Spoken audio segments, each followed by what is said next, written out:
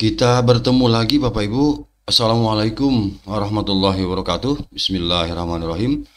Bapak Ibu, kali ini saya ingin berbagi informasi kepada Bapak Ibu, terutama teman-teman guru ya Bapak Ibu, kemudian para kepala sekolah juga para pengawas. Bagaimana kabar Bapak Ibu? Sehat-sehat semua Bapak Ibu, selamat menyongsong tahun baru tentu. Mudah-mudahan di tahun baru urusan kita, nasib kita lebih baik. Amin. Bapak Ibu izin kali ini ya, saya ingin coba untuk menyampaikan satu kebijakan dari Pak Menteri yang baru, Pak Abdul Muti ya. PMM akan diganti dengan rumah belajar. Ini salah satu bentuk penyederhanaan pengelolaan kinerja guru di tahun 2025. Jadi PMM, Platform Merdeka Mengajar, akan diganti dengan rumah belajar. Lalu apa itu rumah belajar yang sesungguhnya begitu Bapak Ibu? Oke. Nanti silakan disimak ya Bapak Ibu, jangan di skip, tonton sampai selesai supaya tidak gagal paham. Demikian, mudah-mudahan ya Bapak Ibu, ini bisa mencerahkan. Selamat mengikuti ya sampai selesai.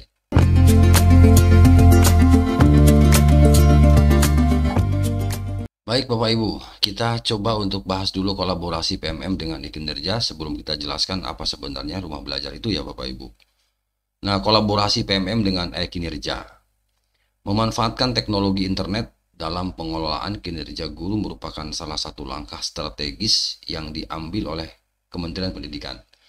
Langkah ini bertujuan untuk memfasilitasi interaksi yang lebih efektif antara para guru dengan BKN, sehingga berbagai proses administrasi dan evaluasi kinerja dapat berjalan dengan lebih cepat, transparan, dan efisien. Sampai di situ kita setuju ya Bapak Ibu. Ya, mudah-mudahan Bapak Ibu setuju dengan saya atas pernyataan ini ya. Jadi agar lebih cepat, transparan, dan efisien ya, itu barangkali tujuan utama dari mengkolaborasikan, mengintegrasikan PMM dengan kinerja. Kira-kira begitu. Oke, kita lanjut dulu. Nah, hasil kolaborasi antara BKN dan kementerian ya telah menghasilkan inovasi penting ya, dalam pengelolaan kinerja guru. Nah, kini pengerjaan kinerja guru dapat dilakukan melalui aplikasi, yaitu PMM. Mulai dari menyusun RHK, ya, rencana hasil kerja, kemudian mengunggah berkas, semua proses dapat diselesaikan langsung oleh guru dalam satu aplikasi. Dalam satu aplikasi. Makanya saya sering mengistilahkan berkelakar begitu ya, PMM itu adalah pekerjaan masing-masing. Pekerjaan masing-masing. Platform Merdeka Mengajar ya, karena memang masing-masing dikerjakannya kan gitu ya. Oke, kita lanjut dulu ya Bapak Ibu. Nah, hal ini dimungkinkan karena PMM telah terintegrasi dengan kinerja ya, tadi itu ya. Jadi telah integrasi dengan kinerja, sehingga langkah ini merupakan wujud kemajuan signifikan yang mendukung efisiensi kerja di era digital. Jadi sebenarnya memudahkan para guru, para kepala sekolah, pengawas sekolah ya, dengan era digital ini untuk mempercepat efisiensi efektif gitu Bapak Ibu. Hanya terkadang kalau guru-guru yang sudah tua kan ya agak sedikit lambat lah paling tidak. Nah, dan itu bisa minta bantuan kepada operator misalnya ya, atau guru yang lebih mahir di dalam pengelolaan ini. Tapi dipantau terus gitu ya. Oke Bapak Ibu, kita lanjutkan. Nah, pada saat berakhirnya Pak Nadiem kemarin, di mana kurikulum Merdeka mulai ditinjau ulang oleh pihak terkait, dalam hal ini Pak Menteri yang baru, dikaji ulang dengan berbagai respon dan berbagai tanggapan ya terkait dengan pemberlakuan kurikulum Merdeka. Ada yang pro dan kontra tentu ya. Nah, ini terkait dengan kajian ulang ini memang belum ada keputusan resmi apakah kurikulum Merdeka akan diganti atau tetap diterapkan. Sebenarnya untuk mengganti kurikulum ini tidak semudah membalikan tangan Bapak Ibu ya. Mungkin kalau untuk namanya tetap ya kurikulum Merdeka, tapi saya nggak tahu juga ya, karena ini kan belum ada keputusan resmi. Tetapi kalau untuk ditinjau isinya, substansinya dari kurikulum mereka mungkin ya, atau bagian-bagian yang mana yang mungkin perlu direvisi, atau mungkin diteruskan, atau mungkin dihentikan ya dari kurikulum Merdeka ini. Nah, nanti kita tunggu kebijakan dari Pak Menteri yang baru. Di sisi lain juga Pak Menteri menyatakan terkait dengan mengenai deep learning ya Bapak Ibu.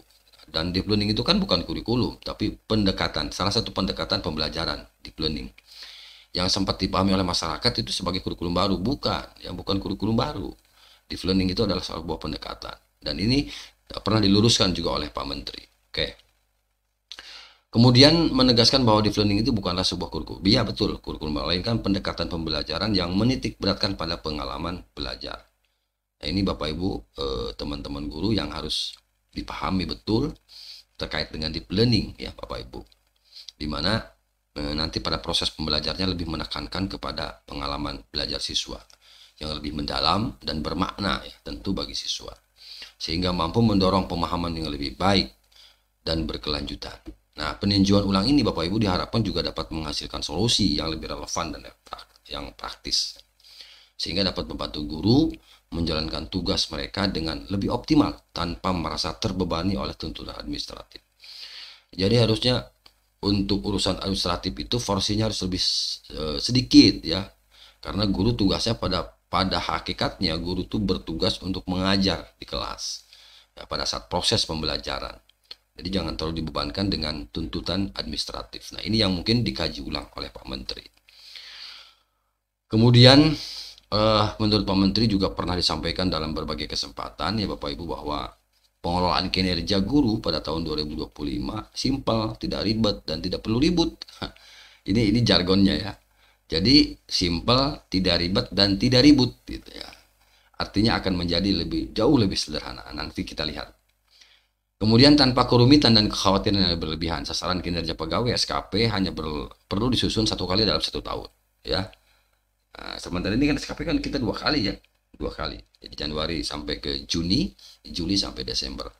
Nah, di sini hanya cukup 1 kali saja. Ya. Biasanya ini kalau 1 kali kan dulu sebelum SKP itu apa namanya? DP3 ya, DP3. Nah, tanpa kewajiban untuk mengunggah dokumen pendukung. Nah, jadi tidak perlu diunggah kata jenis tanpa kewajiban untuk mengunggah dokumen pendukung. Selain itu, pengembangan kompetensi guru tidak lagi berbasis pada VOIN atau akumulasi angka tertentu dan tidak memerlukan pengunggahan bukti pendukung seperti sertifikat. Oh, luar biasa. Jadi, biasanya setelah mengumpulkan poin ada koin, gitu ya. Itu kan apa namanya satu deretan. Setelah mengumpulkan poin pasti dapat koin. Nah, jadi artinya begini.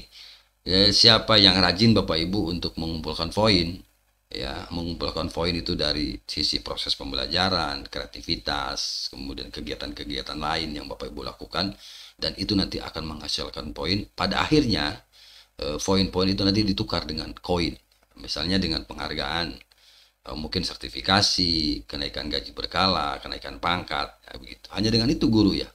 Nah, itu Bapak Ibu. Nah, sekarang apa sih sebenarnya rumah belajar? Nah, gitu ya. Apa sih sebenarnya rumah belajar? Jadi rumah belajar itu adalah portal yang disiapkan oleh kementerian ya untuk mempermudah akses konten pembelajaran secara online. Rumah belajar dapat digunakan untuk mengelola materi pembelajaran ya, menyelenggarakan pembelajaran, mengevaluasi pembelajaran secara online. Rumah belajar juga dapat memantau aktivitas pembelajaran peserta didik secara online. Kalau dilihat substansi, saya pikir tidak ada bedanya antara rumah belajar dengan PMM. Ya, gitu ya. Hanya nanti di mana sih ini perbedaannya mungkin ya. Saya yakin Pak Menteri juga menyiapkan konsep terkait dengan rumah belajar. Ngapain juga kalau memang sama gitu ya dengan PMM. Itu ya, hanya ganti nama. Tetapi tidak menyentuh ke substansi apakah betul disederhanakan atau tidak. Nah, nanti Bapak Ibu nanti kita lihat. Lalu kelebihannya apa sih rumah belajar tuh? Nah, kelebihannya melalui rumah belajar dapat dilakukan pengelolaan materi pembelajaran, penyelenggaraan pembelajaran, dan evaluasi pembelajaran secara online. Selain itu memungkinkan dapat meningkatkan dan melengkapi aktivitas tatap muka dalam kelas, memantau aktivitas pembelajaran peserta didik secara online. Saya pikir sama ya dengan PMM juga gitu ya gitu. Mungkin Bapak Ibu nanti bisa berkomentar lah gitu ya. Nah, Bapak Ibu terkait dengan rumah belajar ini sebenarnya sudah lama ini ya. Kalau saya lansir dari Pusdatin ya, pusdatin.kemdikbud.go.id, ini saya mendapatkan satu catatan di sini Bapak Ibu bahwa portal rumah belajar ini sebenarnya diluncurkan tanggal 15 Juli 2011 ya. 15 Juli 2011. menjadi portal pembelajaran resmi milik kementerian. Nah, ini mungkin akan dikembangkan lagi oleh Pak Menteri, diaktifkan lagi ya. Nah, dari sebuah sumber belajar bertransformasi menjadi sebuah portal pembelajaran atau learning management system LMS yang terintegrasi. Itu ya Bapak Ibu. Menjadi sebuah one stop service yang dapat diakses selama 7 hari 24 jam bagi stakeholder pendidikan. Artinya semua bisa mengakses semua ini. Itu Bapak Ibu. Jadi udah lama, sebenarnya udah lama ya kalau begitu ya. Nah, ini sejarah rumah belajar, Pak. Dan mulai berdiri tahun 2011, kemudian mengalami perubahan-perubahan tiap tahun ya. Sampai 2020 dan 2021. Setelah itu ada apa itu kemarin tuh PMM ya. Jadi selama ini mungkin akan diaktifkan kembali ya terkait dengan tadi rumah belajar. Itu Bapak Ibu, mudah-mudahan ya. Mohon maaf ini agak panjang penjelasannya. Mudah-mudahan Bapak Ibu bisa ya paling tidak ada informasi yang bisa dimanfaatkan dari apa yang saya sampaikan. Ya mudah-mudahan ya ini bisa bermanfaat. Terima kasih ya. Salam sehat dari Kang Edi Channel tentu. Mohon dukungan Bapak Ibu agar terus berkembang dan lebih semangat lagi untuk berbagi informasi terkait dengan pendidikan. Terima kasih. Assalamualaikum warahmatullahi wabarakatuh.